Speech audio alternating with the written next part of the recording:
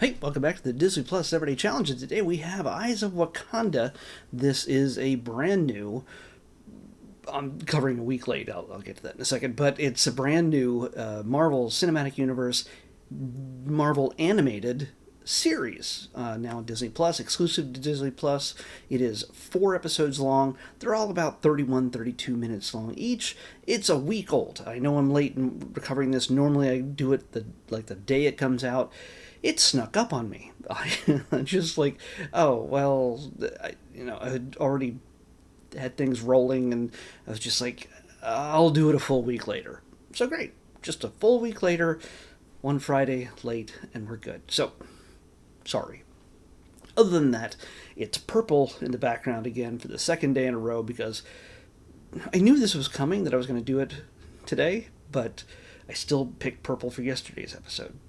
So purple 2 days in a row. I normally don't do the same color 2 days in a row. If I do, it's by accident or by purpose. And in this case, whenever it's something to do with Black Panther or Wakanda, I gotta stay with this heart-shaped herb and the vibranium.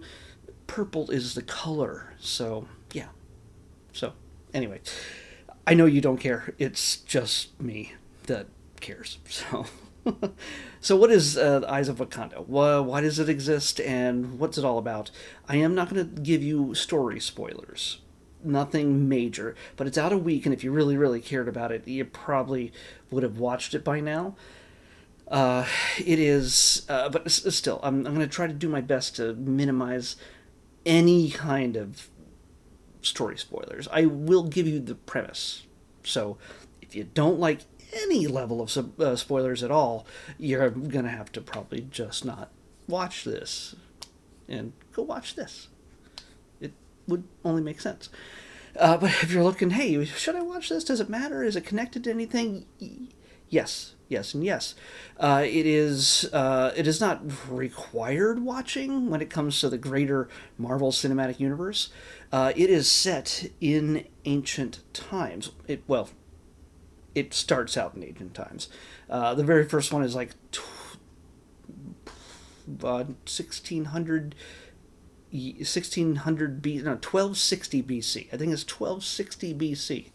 So you get to see what Wakanda looks like, and also what is going on in the world at that time in relation to Wakanda. We start out in Crete in the very first episode.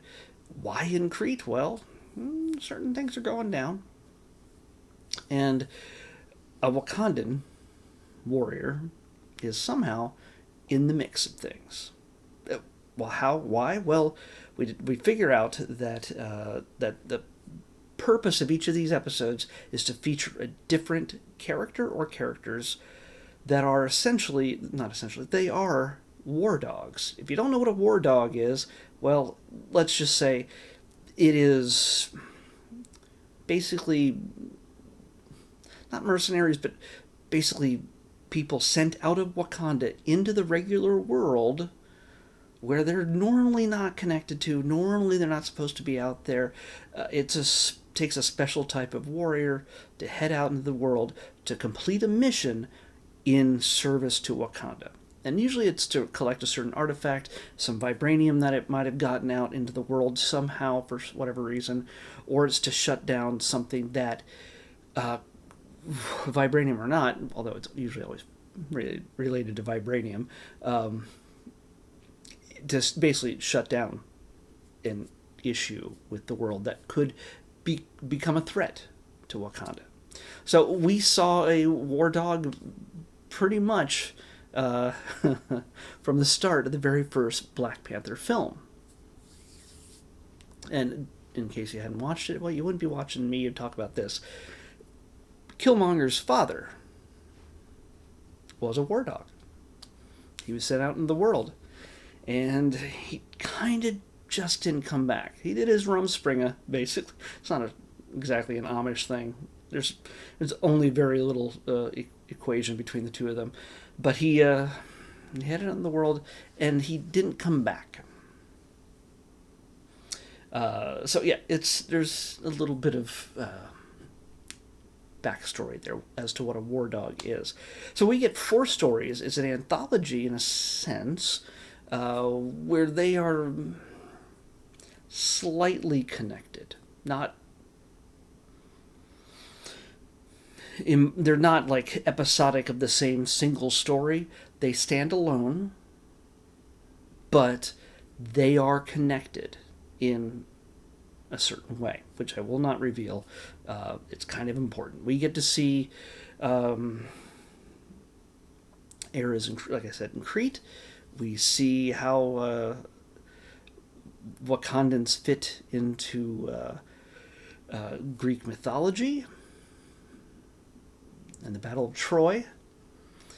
We get to see what's the third one? The third one relates to each of them progress, a couple centuries apart. In some case, well, one that's not a century apart. The first two are fairly close, but I won't tell you how. The third one, why am I blanking on? Oh, that one. That one actually, the third one actually ties a little bit more closely into the history of the Marvel Universe. This one is a favorite, will be a favorite of anybody's, because it has more humor in it, and it also, each of them have a little bit of humor here and there, but this one has much more humor in it. It has a character that, bit of a scoundrel, but you kind of like him despite himself. And we get a very strong, if you go through the different tabs, there's an image that kind of, if you know the Marvel Universe, kind of will give you a hint as to how it connects to another prominent character that has existed in the Marvel Universe and even in the MCU, sort of. Not the same character, but the same identity. Let's just say. Same identity. The identity has shown up in the Marvel Universe before. And, well, especially it's been a character that's been around for more than 50 years by now. Yeah. So, and the fourth one, well, that one's kind of the culmination of all the stories. Even though it does stand on its own in a sense, it has a very strong connection to the previous, to the past, and to the future of Wakanda. So, that's as vague as I can get without spoiling anything. The animation is fantastic. It's executive produced by Ryan Coogler, who directed and co-wrote the Black Panther films. So he's very much invested in this, and it's really important that he is, because it's just tonally it sticks, and tonally it's consistent. It's rather, yeah, there's going to be a time possibly that Ryan Coogler won't be involved with the Black Panther films someday, Black Panther story someday, but hopefully not anytime soon, because there's a guy who's passionate about it. He knows what he's talking about, and he's done a great job so far. It's got lots of action. It's got some things to say that aren't, let's just say that it doesn't seem like always in these stories, especially the first one, it gets a little confusing. When you see Wakandans on the screen, they aren't necessarily the good guys. So, is it what we think is happening? We'll see. You have to watch the episodes. Again, this is the kind of thing you don't need to watch in order to see how it all connects to everything and understanding future films or other animated series. You don't at all. But if you can watch a Marvel thing without it having to have so many billion different Easter eggs, yes, there's little connections, but it doesn't have to. If you can watch something without it having to be based on a comic book you've already read, or resolve itself in a way that you think you know better for it to end, then you can enjoy this. You can enjoy this for what it is. And so yeah, I say definitely give it a shot. It's not a long investment for each episode. You can probably burn through all 4 of these in a night like I did, or you can just dole them out little by little when you got some free time. Give it a shot. It is appropriate for children. Children can handle it. It is pretty violent at times, although they do sort of cut away from a lot of more harsher. There's a lot of kills in this, but little ones, maybe they might not. Maybe they might find it upsetting. I don't know. I don't know. It's I don't know what kids are able to handle these days. Older preteens, teens, they won't even blink at this. So yeah, it's appropriate, but be aware of the violence. There's it's cartoon violence, not Tweety and Sylvester, or Elmer Fudd and Bugs Bunny and Daffy Duck kind of humor. It's not slapsticky type of stuff. It is actual realistic violence, but very little blood. So I know that sometimes it's a concern for some people, but for you and me, my age, I'm sure you're younger than me. I don't know. Whatever it is, we can handle it. Nothing scary, but it looks, the animation, I love the animation. It looks great.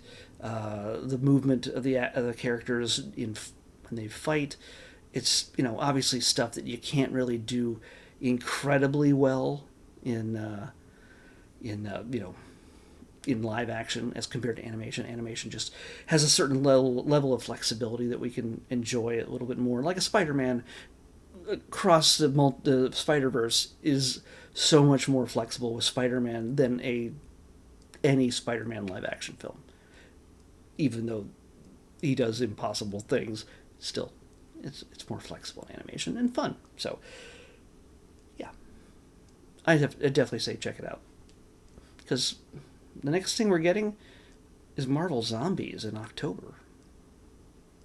So, not connected, but also animated. Let's pick tomorrow's episode. 30. Definitely keeping the numbers really low here. Okay, we got a series. We have so few series left. We have less than 20 series left that I have not watched yet on Disney+. But this is definitely a Disney Junior type of thing. It's for kids. We're going to be watching Dino Ranch. So yeah, that's easy enough.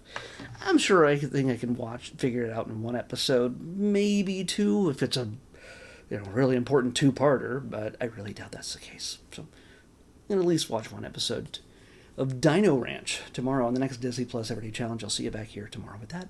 Bye.